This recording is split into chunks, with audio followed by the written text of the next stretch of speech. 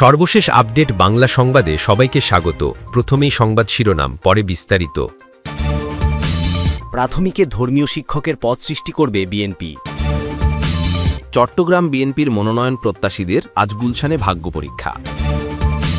নিরপেক্ষতা হারানো উপদেষ্টাদের অবিলম্বে সরাতে হবে আমির খসরু। এবং সর্বশেষ থাকছে, বিশেষ একটি প্রতীকে ভোট দিলে জান্নাত যাওয়া যাবে, কোথায় আছে বলছে মুরাদ। প্রাথমিকে ধর্মীয় শিক্ষকের পদ সৃষ্টি করবে বিএনপি। সালাউদ্দিন আহমদ। আসন্ন জাতীয় সংসদ নির্বাচনের মধ্য দিয়ে সরকার গঠনের সুযোগ পেলে দেশের প্রাথমিক বিদ্যালয়ের জন্য ধর্মীয় শিক্ষকের পদ সৃষ্টি করবে বিএনপি, এমন আশ্বাস দিয়েছেন দলটির স্থায়ী কমিটির সদস্য সালাউদ্দিন আহমদ। তিনি বলেন, জনগণ যদি দায়িত্ব দেয় তবে আমরা বাংলাদেশের শতকরা ৯০% মুসলমানের দেশে ধর্ম ও নৈতিকতা শিক্ষার জন্য প্রাথমিক পর্যায়ে পদ সৃজন করে সেখানে নিয়োগের ব্যবস্থা করব শিক্ষার্থীর সংখ্যার ভিত্তিতেই। সেটা নির্ধারণ করা উচিত হবে সমতা বজায় রাখার জন্য, সেটা পরে আলোচনা হবে। রাজধানীর ওসমানী স্মৃতি মিলনায়নে শনিবার বিকেলে এক সেমিনারে তিনি এসব কথা বলেন। দেশের সব প্রাথমিক বিদ্যালয়ে ধর্মীয় শিক্ষক নিয়োগ এবং ধর্মীয় মূল্যবোধ পরিপন্থী সব সিদ্ধান্ত বাতিলের দাবিতে আয়োজিত জাতীয় সেমিনারের আয়োজন করে জাতীয় মূল্যবোধ সংরক্ষণ পরিষদ। বাংলাদেশে ধর্মীয় ও সাংস্কৃতিক আধিপত্যের মাধ্যমে জাতিকে গোড়া থেকে ধ্বংসের চেষ্টা হয়েছে বলে মন্তব্য করেন সালাউদ্দিন আহমদ। তিনি বলেন, আমাদের নৈতিক শিক্ষা, ধর্মীয় শিক্ষা, সামাজিক মূল্যবোধ এগুলো প্রতিষ্ঠা করতে হবে প্রাইমারি লেভেল থেকে সর্বপর্যায়ে। তাহলে পরে আমরা জাতিগতভাবে শক্ত ভিত্তির ওপরে, মূল্যবোধের ভিত্তির ওপরে, ধর্মীয় মূল্যবোধের ভিত্তির ওপরে, সামাজিক মূল্যবোধের ভিত্তির ওপরে, পারিবারিক মূল্যবোধের ভিত্তির ওপরে দাঁড়িয়ে থাকতে পারব। সেমিনারে বাংলাদেশ জামায়াতে ইসলামীর সেক্রেটারি জেনারেল অধ্যাপক মিয়া গোলাম পরওয়ার বলেন, প্রাথমিকের শিক্ষার্থীরা হল একটা সমাজ, রাষ্ট্র ও মানব সভ্যতার ফাউন্ডেশন। ধর্মীয় শিক্ষা হল সে ফাউন্ডেশনের মূল শক্তি। ইসলামী আন্দোলন বাংলাদেশের আমির ও চরমোনাই পীর সৈয়দ মোহাম্মদ রেজাউল করিম বলেন, দেশের প্রাথমিক বিদ্যালয়ে ধর্মীয় শিক্ষক নিয়োগের প্রজ্ঞাপন এখনই দিতে হবে, অন্যথায় আমরা সব দল মিলে সম্মিলিত কর্মসূচি দিতে বাধ্য হব। বাংলাদেশ খেলাফত মজলিসের আমির মাওলানা মামুনুল হক বলেন, ২৪ পরবর্তী বাংলাদেশে ধর্মীয় শিক্ষক নিয়োগের জন্য আমাদের সভা সমাবেশ করতে হবে, তা আমাদের প্রত্যাশা ছিল না। তবে আমি বর্তমান সরকারকে জানিয়ে দিতে চাই, দেশের সার্বিক পরিস্থিতি বিবেচনা করে আমরা এখনো বড় আন্দোলনে যাইনি। তবে প্রয়োজন হলে ধর্মীয় মূল্যবোধ সংরক্ষণে আমরা যে কোনো সিদ্ধান্ত নিতে বাধ্য হব। তাই এখনো বিনয়ী ভাষায় বলছি, অবিলম্বে গানের শিক্ষক নিয়োগের সিদ্ধান্ত প্রত্যাহার করুন। সেমিনারে আরও বক্তৃতা করেন হেফাজতে ইসলাম বাংলাদেশের মহাসচিব সাজিদুর রহমান, খেলাফত মজলিসের মহাসচিব আহমদ আব্দুল কাদের, বেফাকুল মাদারিসের মহাসচিব মাহফুজুল হক এবং এনসিপির দক্ষিণাঞ্চলের মুখ্য সংগঠক হাসনাত আব্দুল্লাহ প্রমুখ।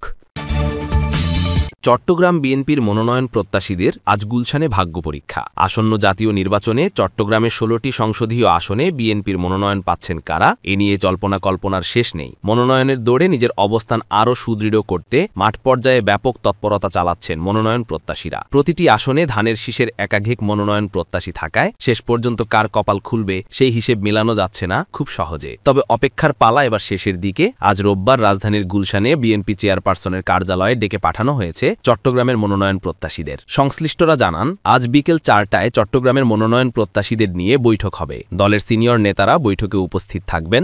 ভার্চুয়ালি যুক্ত হবেন বিএনপির ভারপ্রাপ্ত চেয়ারম্যান তারেক রহমান। বৈঠকের পর সম্ভাব্য প্রার্থীদের গ্রিন সিগন্যাল দেওয়া হতে পারে। চট্টগ্রাম জেলার পাশাপাশি বিভাগের অন্যান্য আসনের মনোনয়ন প্রত্যাশীদেরও ডাকা হয়েছে। নবীন প্রবীণের সমন্বয়ে এবার বিএনপির প্রার্থী তালিকা চূড়ান্ত হবে বলে জানিয়েছে দায়িত্বশীল কয়েকটি সূত্র। তবে জোটগত কারণে চট্টগ্রামের কয়েকটি আসন বিএনপি ছেড়ে দিতে পারে বলেও গুঞ্জন রয়েছে। বিএনপির কেন্দ্রীয় পর্যায়ের একাধিক নেতার সঙ্গে কথা বলে জানা যায়, ৫ আগস্টের পট পরিবর্তনের পর বিএনপির নেতাদের জন্য মাঠ পর্যায়ে তৎপরতা চালানোর বাধা কেটেছে। এ সুযোগ কাজে লাগিয়ে গত ১ বছরেরও বেশি সময় ধরে নির্বাচনে বিএনপির প্রার্থী হতে আগ্রহী নেতারা তৃণমূল পর্যায়ে ব্যাপক কার্যক্রমও চালিয়ে গেছেন। কিন্তু প্রতিটি আসনে একাধিক মনোনয়ন প্রত্যাশী রয়েছে। এছাড়া চট্টগ্রামের রাউজান ও মিরসরাই উপজেলায় অভ্যন্তরীণ কোন্দলের কারণে জাতীয় পর্যায়েও সমালোচনা হয়েছে। তাই এই দুটি আসনে প্রার্থী বাছাইয়ের ক্ষেত্রে কঠোর মনোভাব দেখাবে হাইকমান্ড। এছাড়া একক প্রার্থী ঘোষণার পর যেন দলে অনাকাঙ্ক্ষিত কোনো পরিস্থিতির সৃষ্টি না হয়, সেজন্য দায়িত্বপ্রাপ্ত সিনিয়র নেতারা নানা উদ্যোগ নিচ্ছেন। এর অংশ হিসেবে গত আগস্ট থেকে চলতি মাস পর্যন্ত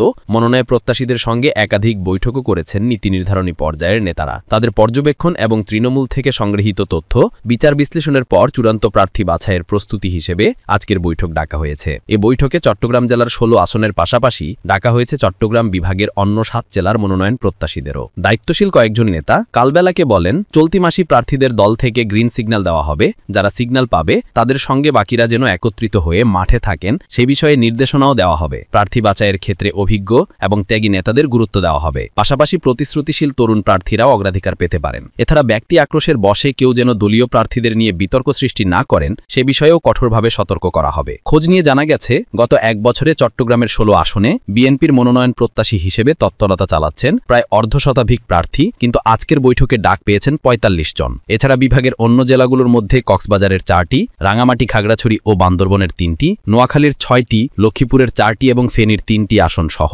36টি সংসদীয় আসনের মনোনয়ন প্রত্যাশীদের আজকের বৈঠকে ডাকা হয়েছে। আজকের বৈঠকে ডাক পাওয়া কিছু প্রার্থী কালবেলাকে বলেন, এতদিন মাঠে ছিলাম, বিগত 17 বছর দলের আন্দোলন সংগ্রামে সম্পৃক্তও থেকেছি, অসংখ্য মামলার আসামি হয়েছি, জেলে খেটেছি, এবার ভাগ্যের পরীক্ষা হবে। আশা করি দল সবকিছু বিবেচনা করবে। সন্দ্বীপ আসন থেকে মনোনয়ন প্রত্যাশী উপজেলা বিএনপি সভাপতি অ্যাডভোকেট আবু তাহের বলেন, নির্বাচনে জয়ী হওয়ার জন্য দলের নেতাদের ঐক্যের বিকল্প নেই। আমি মনোনয়ন প্রত্যাশী, তবে দলের সিদ্ধান্ত মেনে নিয়ে কাজ করে যাব। রাউজান থেকে মনোনয়ন প্রত্যাশী চট্টগ্রাম উত্তর জেলা বিএনপির নেতা জেসিমউদ্দিন শিকদার কালবেলাকে বলেন, গতবার দলের মনোনয়ন নিয়ে রাউজান থেকে সংসদ নির্বাচন করেছিলাম। ভোট চুরির নির্বাচনে সারা দেশের মতো রাউজানেও পরাজিত করা হয়েছে আমাকে। এবারও দল থেকে মনোনয়ন প্রত্যাশী। সার্বিক বিষয়ে জানতে চাইলে বিএনপির চট্টগ্রাম বিভাগীয় সাংগঠনিক সম্পাদক মাহবুবের রহমান শামীম কালবেলাকে বলেন, আজ গুলশান অফিসে চট্টগ্রামের 16, কক্সবাজারের 4, 3 পার্বত্য জেলা রাঙামাটি, খাগড়াছড়ি ও বান্দরবনের 3, নোয়াখালীর 6, লক্ষ্মীপুরের 4 ও ফেনীর জেলার 3 সহ 36টি সংসদীয় আসনের মনোনয়ন প্রত্যাশীদের ডাকা হয়েছে। বৈঠকে বিএনপির ভারপ্রাপ্ত চেয়ারম্যান তারেক রহমান ভার্চুয়ালি উপস্থিত থাকার কথা রয়েছে। নিরপেক্ষতা হারানো উপদেষ্টাদের অবিলম্বে সরাতে হবে। আমির খসরু। বিএনপির স্থায়ী কমিটির সদস্য আমির খসরু